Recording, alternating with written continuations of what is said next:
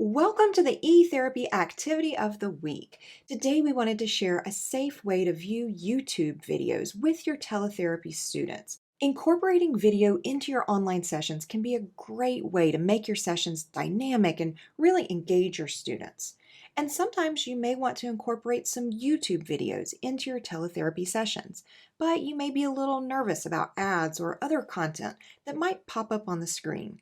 So you can use the site safeyoutube.net. Simply go to that site and paste in the video URL that you want to share with your student. For example, if you're a PT, you might want to share a kid's exercise video with your students and utilize that to target gross motor skills during your session. So you can find the video you're planning to utilize, copy the URL or link, then pop on over to the safeyoutube.net page and paste in the link. There are even some options to further customize the view, but you can simply click to view in safe mode and share the screen with your students so that you can view the video together. You can also email a link to the parent or teacher if you like for home practice. So be sure to check out safeyoutube.net for a kid-friendly way to share YouTube videos with your students.